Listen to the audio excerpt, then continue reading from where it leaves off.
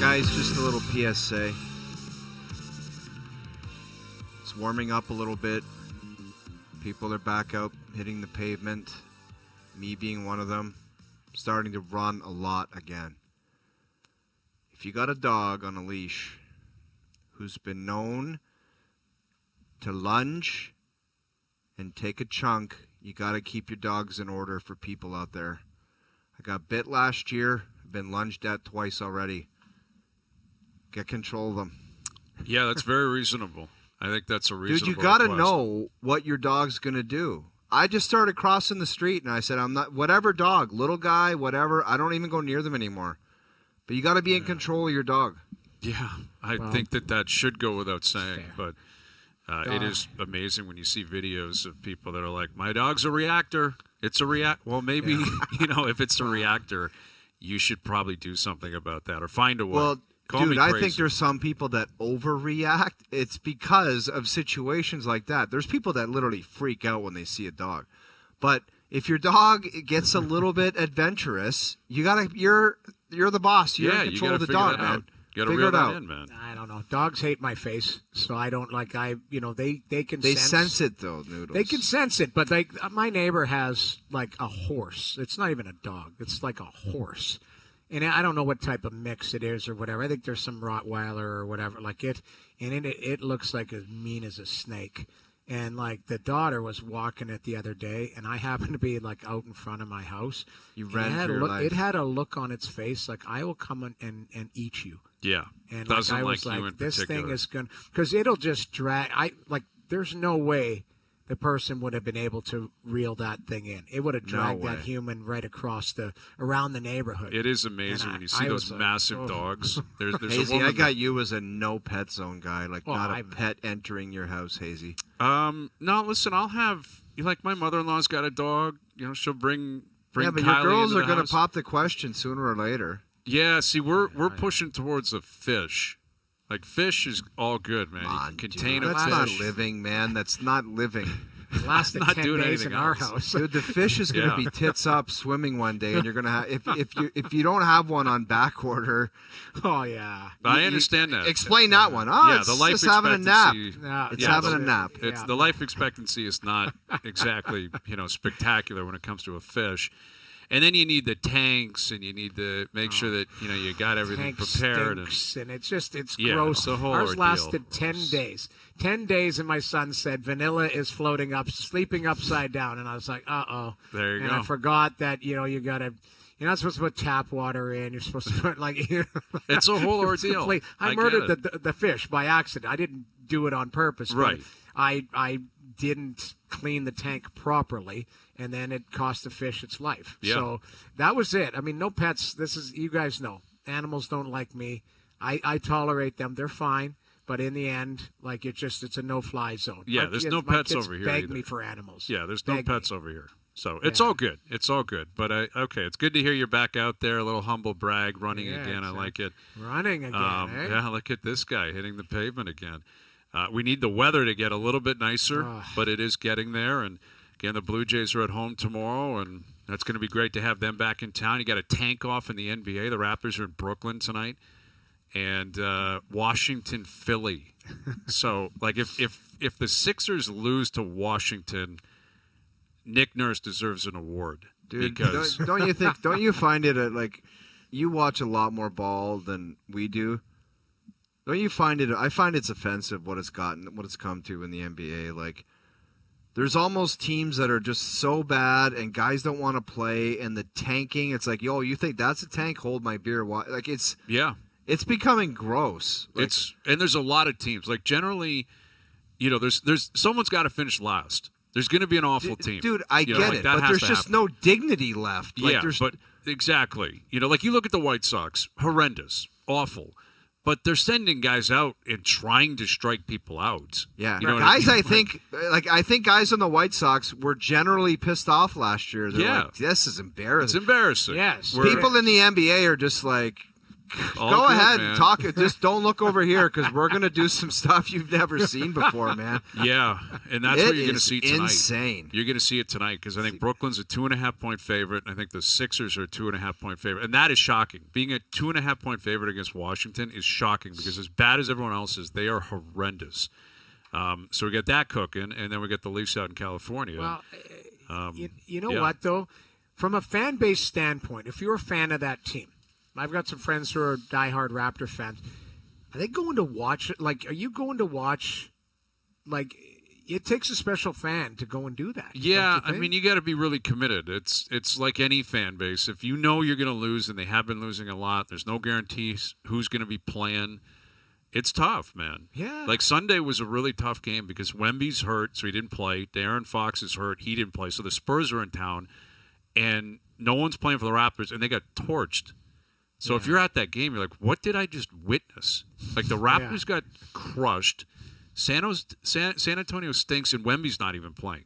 Like it's just it's an experience, but it's not anything you're ever going to remember or ever want to remember positively. So Dude, it's people a grind. are just like begging. They're like, I hope nobody's watching this. Yeah, it's a grind. It's so embarrassing. It's a grind, man. Yeah. There's no other way to put it. But listen, the Leafs, they're the team. They are the team that have basically the emotions of the city in the palm of their hands.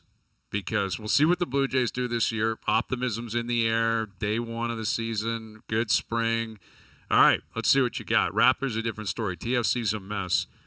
The Maple Leafs are the ones that can change the whole feeling within the marketplace. Here's Darren Dreger, a TSN Hockey Insider, joining us here on the Maple Toyota Hotline. Do you think the Leafs are comfortable with that position that they're in, Dregs? That they got to pull up basically the whole vibe of the city is on their shoulders right now. Yeah, I mean, I doubt very much that's an internal conversation happening, maybe in smaller groups amongst the players, but they might feel it. I don't think they actually live it day to day. Maybe management does. Certainly, ownership would, in recognizing, just the opportunity here. But I don't think that anyone's applying a higher level of pressure than the pressure that we've seen over the last few years. Yeah, and again, they're jockeying for position. We can't even have the conversation, which is refreshing, that we don't know who they're playing. This time last year, we would have been detailing, okay, how do they match up with Boston in the first round? 2 years ago, it was Tampa by this time. And that is something that is different and a little bit fresh because you can't prepare for the first round because they're still jockeying for position. But that last night, that Flyer team, man, like what do you make of Tortorella and his future there? Well, I mean, he's got another year left on his contract, and I suspect that he wants to continue to coach. And, he's got a different position as head coach of the Philadelphia Flyers in that he has essentially a seat at the management table. And, he's not making the final call. Obviously, Keith Jones is heavily involved, and Danny Briere is a general manager. But Torts definitely has a voice at that table. So he would be well aware of every decision that has been made, whether he agrees with it, supports it, opposes it, doesn't matter. But he wants to win. That's just how the man is wired. And we saw it last night. He didn't look defeated. At times he looked amused, but he's not. That's his happy angry, if that makes any sense. He's just bubbling on the bench of the Philadelphia Flyers. So I think they're going to get through the tough year that is remaining here, and then they have to have a conversation. But he might be as good as anyone to shepherd this team into the next phase. And it sure looks like they're ready for that next phase, which is at least a retool, renovation, maybe a rebuild. We watched that game last night, and we were in disbelief. From everything from goaltending all the way out. And in fairness to the guys on the ice, maybe they can see it better than all of us, and they're just simply waiting for the end of the season and what happens next. Yeah, that's what it looks like. I mean, they've given up 7 goals in a game I want to say like 5 times since December. Well, back to back too. Yeah, They did it back to to back, Chicago exactly. the other Yeah. night. But it's like those are staggering stats. But the Leafs took Brutal. advantage of it last night. They had to. You know, they weren't happy about what happened in Nashville, and to their credit, they showed up. And that second line in particular, it's difficult to evaluate because Philly was so bad, like you said. But Nylander, Tavares, McMahon, like I don't see how Berube gets away from that, Dregs. I mean, that feels like it's got to be your second line moving forward. It has to be. And, I liked what Craig Berube said about Bobby McMahon the other night and how he's earned that spot. In a perfect world, maybe Bobby McMahon slides into your third line and he gives you a little bit of push there, but there's no tinkering with that connection now. At times last night, it looked, well, I mean, obviously the second line carried the team, but it looked like Austin Matthews was just okay. Marner was in and out. Matthew Nyes, to me, always finds a way to be noticeable out there. And then you look down at that third line, and the bottom 6 for the Maple Leafs is going to be a big challenge, I think, moving forward. And how that's managed by the coaches and how they try and get something going, because you're not going to mess around too much, I wouldn't think, at this point in the season with what you have in your top 6. But the bottom 6 aside from, and we acknowledge this post-game, it's nice that Dave Camp gets, the breakaway goal to make it, 6-1, 6-2 at that point. 6-1. And then, Max Domi scores the 7th goal. So those goals maybe inject a little bit of life, but, man, you don't tinker with what you have in your top 6. And right now that second line has been dominant and leading the group. So another goalie interference call last night. I mean, this one. No, we're not going to talk about this, are we? All I see is Patrick Waugh's face now. Whenever it goes to review, I see Patrick Waugh. Yeah, like I understood where they were with that one last night. Like there was, but I mean the Patrick one. Yeah. Is there any blowback? I haven't checked today. He wasn't fined or anything, was he? Like, is he for Patrick's comments? No, I don't think so, Noodles. I don't think so. But look, I mean, here is the kind of line in the sand between where coaches have influence in the game period outside of the actual game being played. I'm talking about philosophically and how they impact the game moving forward and don't. So not to go through the whole process again, but we went through all of it last week. And, the general managers went through all of the video session. I think Godog referred to it as watching cartoons last night on set. Oh, is that what you said? Like all he did was watch cartoons? They must have been, Darren, because I have no idea what the hell's going on. Like, I just watched again that replay of Mitch Marner, and you could say that his foot was in the crease, he was in the crease. He had no intentions of making contact with that goaltender whatsoever. He was trying to make a really creative hockey play, and then somebody bowls him over into the goaltender, and that's goalie interference. I just think we've lost our way. That was a goalie interference last night. I agree. He ran into the goalie ended up behind the net. That wasn't the goalie's fault. Like, he doesn't get pushed into the goalie. And Marner was trying to do a dinky between the leg move, and he fell into the goaltender. Like, that's there's a little bit of help. Halfway in the corner, though. I mean, Marner, I don't know. It's a hot dog move that went south for him, and he ran the goaltender. It was an unnecessary move. It's totally unnecessary. Like, to me, again, I'm a goalie hugger, so I probably shouldn't weigh in. But when I was watching them, I'm like, that's 100% goaltender interference. That's the definition of it. You run into the goaltender and knock him out of the net. Like, that one, I didn't think there was a debate on. No. So here's the problem. And the problem is, so as you guys watch as educated, hockey players and media and fans, so your interpretation of what goalie interference is, and Noodles, with full respect, I mean, you played the position for many, many years at the professional level. But I'm biased, right? Yeah, I agree. But I'm just saying collectively, it may not be the same as the 32 NHL general managers, and it obviously isn't the same as hockey operations. And that group of men who've been calling the video review process from day one. It's the same group of guys. It's the same group. And so that's why they went through their process last week in an exhaustive fashion. And, like overwhelmingly are in favor with how the play is called. And what's important to acknowledge is, okay, what does the referee see? And so if we go back to the Kyle Palmieri play, well, the referees called no goal. That was a call on the ice. So Patrick's comment on, well, what do we need Toronto for if they're not going to have the guts to overturn it? Well, maybe Patrick should walk down the hall, as I said last night, and talk to his general manager, Lou.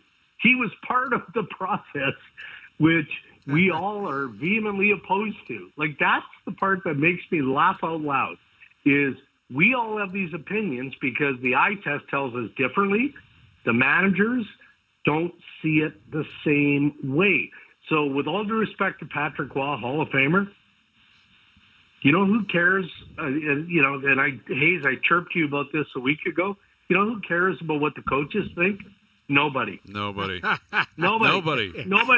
The managers don't care. NHL Hockey Ops doesn't care. The head office doesn't care. Now, but I say that, but now I think because of what Patrick said, maybe they should force the coaches into the same room with the general managers to go through the same 55 plays or make it 100 and have the same voting process so that, hey, when it happens heat of the moment, then maybe you shouldn't bitch about it because that's the way it's going to be called. With Darren Dreger, a TSN Hockey Insider. So in Edmonton, Draisaitl's out, it sounds like another week, and McDavid's out longer than him. Trent Fredericks, it sounds like weeks away from even skating with the team. Yeah, that was a tough one. Yeah, like what's, I guess, take us through the lineage here. Like, Draisaitl's still a week. What's up with McDavid that they're comfortable in saying today he's out even longer than that? Yeah. Like, at what point do we start to get concerned about what's going on with him? Well, I'm not getting the sense that there's reason to be overly concerned, but I caution, and I'm hesitant in saying that because all of a sudden you're 3 games from the end of the regular season and he's still not ready. And I'm not suggesting that as a case.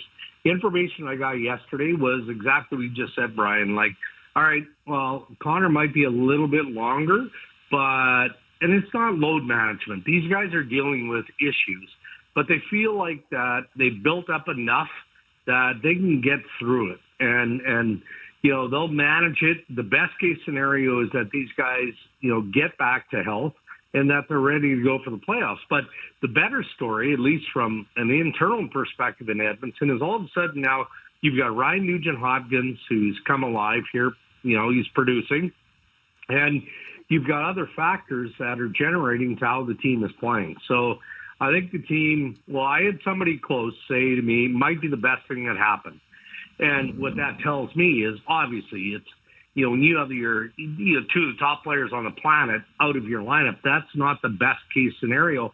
But if the best case scenario is they get the rest that they need, they get healthy, and other guys pick up the slack in the meantime, and then that might be best case scenario going into the playoffs. Yeah, I agree. The only difference is, they're not playing Seattle, tonight. They're playing Dallas. Like they're, and that's the biggest thing. It's a bigger test for them. But I don't mind it in a sense where you do figure out what you have. Evander Kane's flying around out there. I don't know if you saw that guy. Saw that video. Yeah, this guy good, looks like he looks decent. Like they're going to have him for the playoffs. But you got to figure out what you have heading into the playoffs. But I think they're more focused on getting those guys healthy to 100%, not forcing them, allowing them to play at 90, and then having something that could reoccur and flare up. Because they're going to, as O pointed out, they're going to need everything they've got against LA. I think LA's a really sneaky good team. And, they've lost 3 games at home all season long. That's how good they've been. They're going to have their hands full, whoever they play. But they've got to be healthy. And to me, I would err on the side of caution with those top players instead of allowing them, Draisaitl to come back early to get his 50th or whatever. I don't think they care about that. I think they care about health. And not to switch gears here, but look at what St. Louis is doing, right? Jesus. And that offer sheet debacle is like that is going to leave a stench in Edmonton for the foreseeable future. Because A full diaper on the side of the highway. Just take that. It is full diaper. There's no doubt about that. And I mean, obviously Jeff Jackson and Stan Bowman, and before that Ken Holland, didn't feel like there was any way to correct it, but oh boy, and now every show I do, including a couple this week, is about, okay, well, our team's just, eyeballing all the offer sheet possibilities. Yeah, no different than they do every other year. The difference was last year that Edmonton was so vulnerable in every capacity that's what they ended up with. And I'm sure there were decisions that are made that we don't have to go through here, but that lent itself to that. But I mean, it's not like general managers and hockey operations departments went, oh my goodness, we're going to follow what Doug Armstrong and the St. Louis Blues did last year and try and offer sheet every RFA on the planet. That's not how it works, but it certainly worked in St. Louis. Dregs, I was speaking about contracts in Edmonton. I was doing some hockey doom scrolling today, and the McDavid stuff. Just like, is that just what we do as Canadians when like one of these great players' contracts comes up? Like we just say, we just speculation. We let our imagination run wild with McDavid's contract because I heard Kevin Lowe speaking on it. Like it's just it'll be a sideshow until he actually inks the deal, won't it? It will be, but I guess what I do from afar is try and read the room. And, Connor is fairly established, obviously, in Edmonton. And, I mean, that's abundantly clear as a hockey player and a community leader and everything that he has going on. But he has other elements of his business and his family that is, put down roots in Edmonton as well. That can all change, Let's see what happens with the direction of the team. But it's, and with due cause, and maybe that changes with the salary cap, going up a little bit. Although, as we've talked about here, even though the projections are that the cap is going up this much and then that much and then that much more, it's always the top players that command the chunk of the salary cap, right? And your bottom six and your fringe players are always going to fight for the scraps, and that's how it's going to change with the cap going up. But I think Connor is going to be a percentage fair, but what is that? Don't know. And I would equate that to any of the cap teams, Toronto included. We look at what Toronto has to face and other teams around the league that they have to face. It's all the same, but I don't get the sense. I don't even dig into McDavid anymore. I feel like after Draisaitl, that McDavid is going to fall in line at a higher level, at a higher percentage.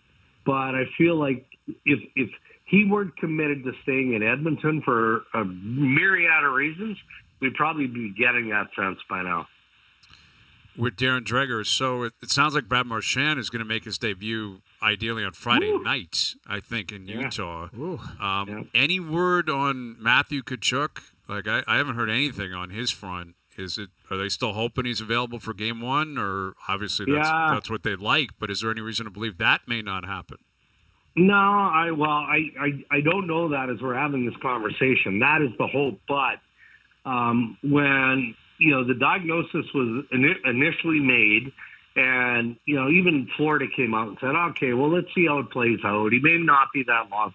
The information I got, without having specifics to the diagnosis, was he is going to be a while. And a while isn't just week to week. It was longer than that. And so it pushed a little bit. And I said, well, are you hopeful for the playoffs? And yeah, that was the message that I got, was hopeful for the playoffs. So I don't think that anything has changed there. I really don't. But it does give them the luxury of Marchand coming into the mix here as early as Friday. To test some things, right? Because I can guarantee you, if Paul Maurice looks down at his game sheet and he's got, going into game one, a healthy complement of Matthew Tkachuk and Brad Marchand and Sam Bennett and Barkov and all these pieces that he can use, I don't think he has a full read on how that's going to fit and piece it together. So if Marchand is able to go as early as Friday, as we're reading about, then I think that gives the head coach and the staff there a little bit of time to figure out the chemistry of how he's going to fit into the mix. Well, and I guess we'll circle back to the Leafs on the way out. We were talking about the bottom six and then piecing it together. And Max Pacioretty's a name that, kind of comes and goes. And sometimes he's, people are mocking him into the lineup. And other times you're like, what's the point? Other pad. Yeah, like his skating on the other rink. I'm curious about this guy because I think they can find value in him. Like if he's healthy, they can find value in him. But to me, he feels like a guy that can't just show up game one of the playoffs. Like I think he's got to play a few games before you get to the playoffs. Do you think they'd be comfortable? Like let's say game one, this guy he's been load managing since the Four Nations, and he's ready to go, and he tells Berube, I can play. Do you think they would find a spot for him, or would they slow play him into the playoffs?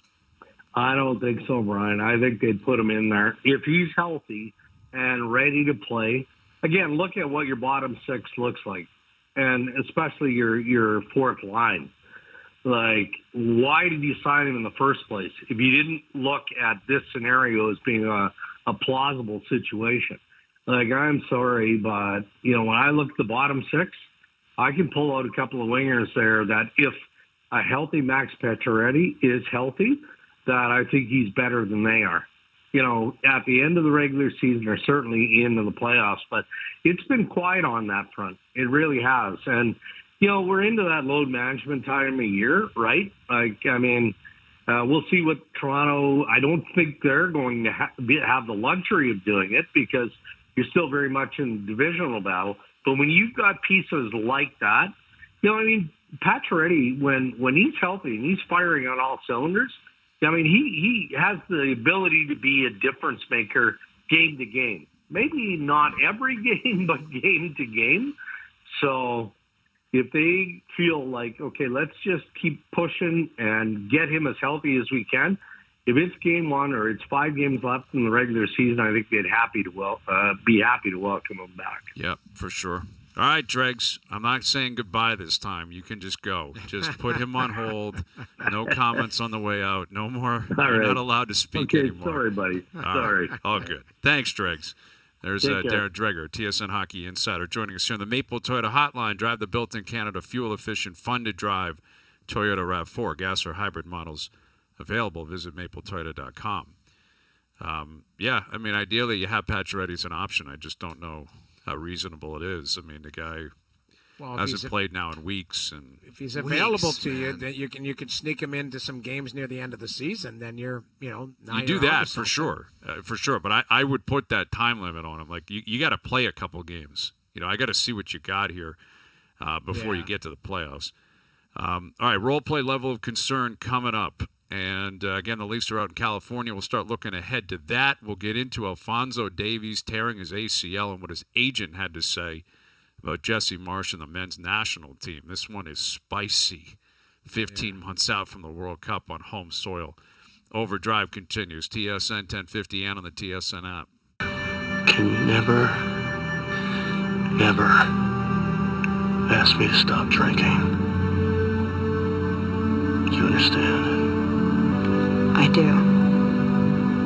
I really do. All right, role play level of concern. We haven't played role play in a while. It's always great for it to be a part of the rotation, right? Always great for it to be a part of the rotation.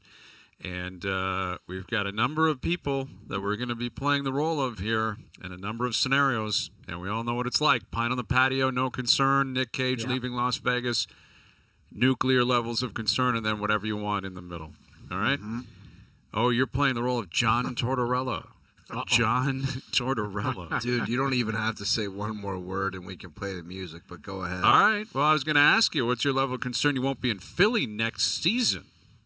Is that a concern for you? You can never, ever ask me to stop drinking. I think it just gets to a point where this has been going on for a couple of years. You're scratching young players. You had your thing with Couturier. And I know Dreg said his standing in the organization, being involved with high-end meetings and high-end decision-making and all that. But I think it all comes to an end at some point where it's like the young players, it might be best for everybody to just say, check, please, and let's go in a different direction. You got to at least entertain the idea. Well, does he want to continue down this path? I don't think he does. I think he's like, you know what? What is he? He's got to be close to 60 years old. Oh, yeah. I think he probably is north of 60. He won with the Lightning over 20 years ago. So he's got to be thinking, I'd like one more crack at a competitive team, but this isn't for me. So I would be shocked if he's their coach next year. And I wouldn't even think he'd want to be honest with you, which is a scary proposition. I think he's there. I think he's a pine on the. I think they laid out a plan, and he's part of that plan. And they brought in young players, and he's hard on them to help them get to the next level. He knew exactly what he signed up for. I know, but Noodles, when you got a hockey team that goes out there and literally, I understand it's like a rebuild. You got rid of guys. Not one guy's playing good. Like Owen Tippett was great last year. I think he scored 30 goals. Haven't noticed him for a month. Like what? Konechny, like not one guy's playing good. How could that be? That's the concern. But that's on the coach, or maybe the players could play a little bit better. I guess. Don't you think? I watched the goalies playing dodgeball last night. That doesn't help. That doesn't help. But the players are going to win this, though. You know it. Management, they invest in the players. They need the players to get them out of this. The coach isn't going to do it. Okay, so let me ask you this. You name a coach. Jim Montgomery there, Craig Berube, that team plays different. John Tortorella. I'm not talking about a guy coming in, and I respect the track record Torts has. I just think it's probably gotten to a point where it's like, this has been miserable for us. It's been miserable for you. Maybe there needs to be some kind of thing, some kind of change to take the Flyers into a new direction. I don't disagree with that. I just don't think that's this summer. Like, you don't get a new coach and go, oh, okay, all of a sudden this team's a playoff team. That team is bottoming out. Like that team's going to be garbage next year too. Like I've had buddies in the coaching industry where they're like, "What do you think about taking over?" And I was like, I give my honest thoughts. I'd be like, stay away from that organization because you want to go in there and be a part of that mess, and then you're just associated with it, and you're known as a crap coach. But I don't think the organization is a mess. I just think they're in a rebuild. Like this is what rebuilds look like. San Jose's gone through it. Chicago. Who would you rather have right now? Chicago, San Jose, or Philadelphia in a rebuild right now? I got to be honest. I know who San I'd Jose. take. I'd take San Jose every day of the week right now. San Jose can land that Schaefer kid, and they can find and they. Well, the Russian Carey Price, he's 10 years away from being 10 years away. But the Russian Carey Price. I agree with you, I think they're going to head in a different direction, and he might put his arm up and say, check, please, as well. I just don't think it's going to be next year. The other thing, I was talking about it with Dregs on the panel last night. Like, when is Travis Konechny, who's a guy that's a competitive guy, he wants to, like, when does Sanheim, like, what do those guys say? Am I ever going to be on a Flyer? When am I going to be on a Flyer team that's going to be in the playoffs and we got a chance to win? Because your career is only so long, man. You're lucky to play 10 years in that league. So, well, and those are the guys that Tortorella needs on his side, right? Because like that's what I think is possibly risky here, and we don't know what's happening behind the scenes, but that's where Tortorella will lose it. And Briere and Jones have to step in. If the veteran guys are like, I can't listen to Torts anymore. Like, I can't listen. Like, yes, we stink. We get it. Like, stop yelling all the time or whatever it is. That's where they may just say, okay, it's a mercy. Like, because Tortorella's a guy, like every coach is, hired to be fired. Every coach. But Torts, he is a guy that he gets it done in the 2 or 3 years, like Daryl Sutter and others. Where it's like you poke the button, you hit the button, you do what you're supposed to. That's what makes this just so weird that he's even there. Like they're tanking, And John Tortorella's the coach. I never thought he'd be a part of anything like. To me. No, I know. But I think they've got some some pretty good young players there, like that Michkov, that Forster, Brink. You look at they're all like 22 years old. Like they're Drysdale. But that's the thing. You got to make sure you get those guys playing the right way. And that's I think to that's do what he's there for, is to through the lean years. The question was, will he be there next year? Okay, I think it's a pine on the patio. I think he's there next year. I may not 100%. be Nick Cage, but I would be somewhere in the middle. But All right, Noodles, you're playing the role of Stan Bowman, the GM of the Oilers. What is your level of concern letting Holloway and Broberg walk is going to haunt you for years in Edmonton? I know my answer, but go ahead. I'm six beers and a shot of vodka. Okay. Minimum Stevie Caldwell. Play me Stevie Caldwell. I know it's Noodles' answers, but give me Stevie Caldwell. What's Stevie A couple Caldwell? of whiskeys and 5 or 6 beers. That's what it should have been. Yeah, then. Stevie Caldwell. Because he's not worried about the future. He's worried about this year and next year, probably, the next couple years where he's got his top players in their prime. Like, haunt you for years to come? I don't know. Like, But these guys could help you right now, Stan. That's the point. Like, why couldn't they match one of them? Like, why was it either both or not? Like, why not Holloway? You say, I'm going to keep this guy.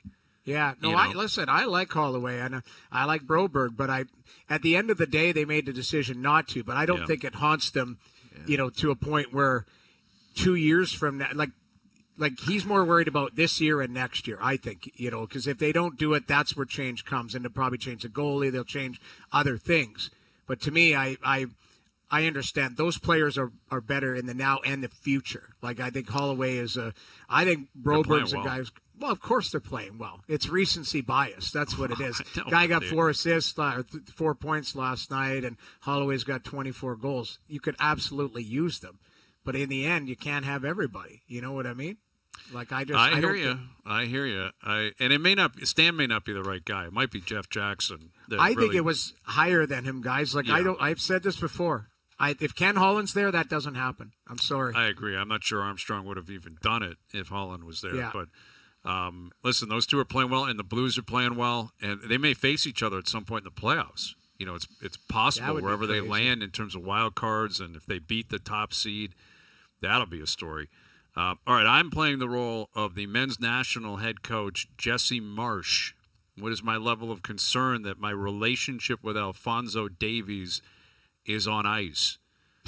I'm not going to say Nick Cage. I'll say Rick Bushwood. 6 Busch Light, 6 Bud Light, and I love them, tall boys. Because this is concerning. Explain the details of what went down. So if you're not aware of this, Alphonso Davies, he left the game against the Americans, the third-place game. He's torn his ACL. So he got back to the Bundesliga, plays for Bayern. He just got a big contract. They're sitting atop the table in their league. They're still in the Champions League. He's a big part of their puzzle.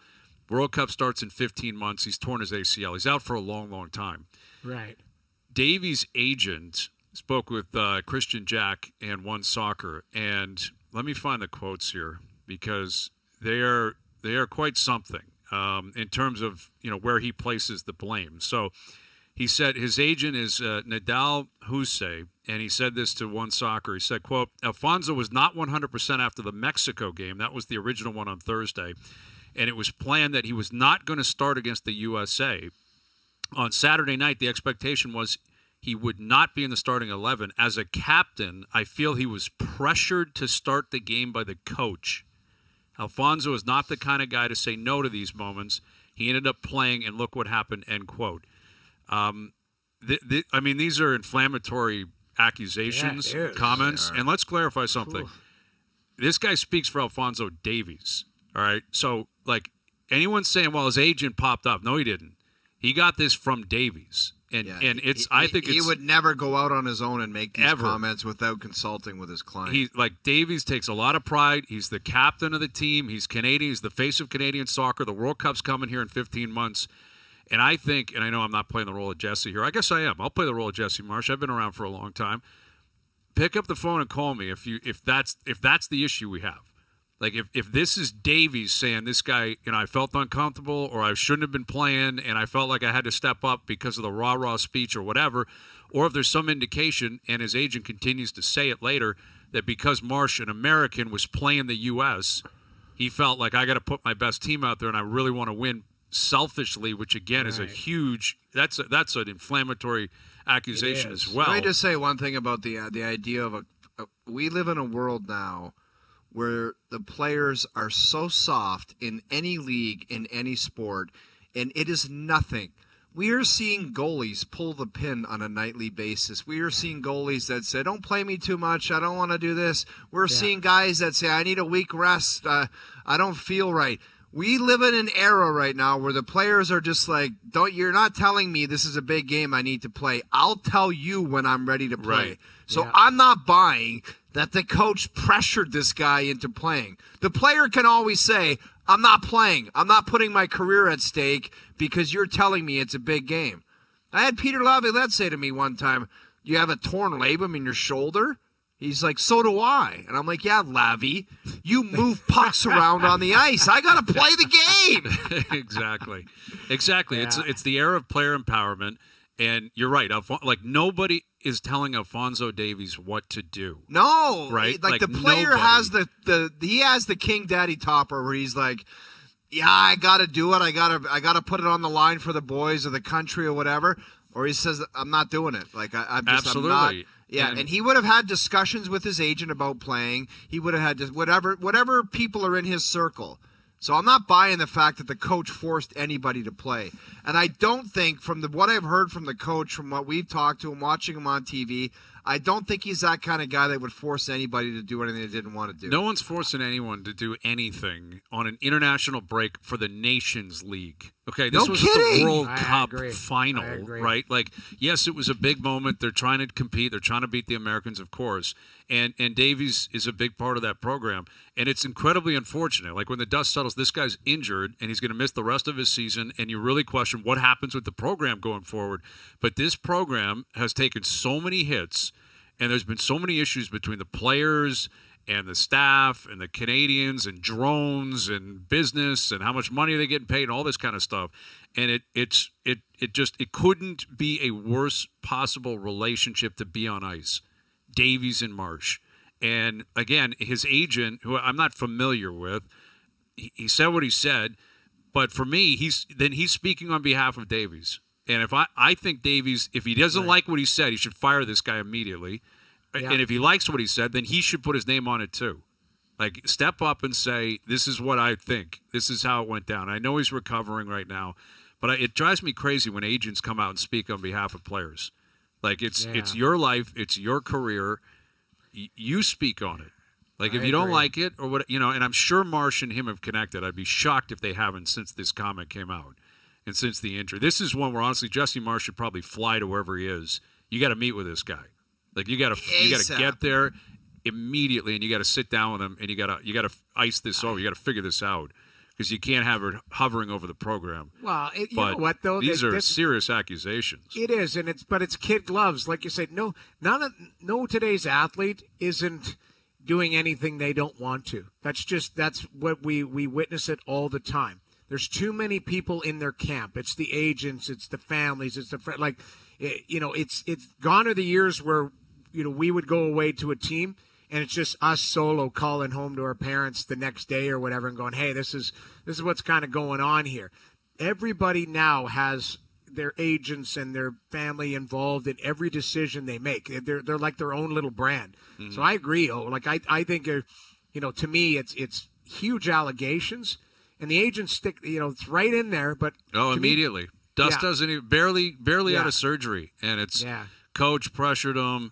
And he shouldn't have been playing, and someone told me in the camp, like, now what, he's got a mole in the camp that's leaking information to him about why he thought Davies wasn't going to play or wasn't supposed to be in the starting 11. Man. It's a bad luck. I don't like it sucks. Like, it's Davies got hurt. It's a bad injury, and he's an incredibly important part of the program in the future.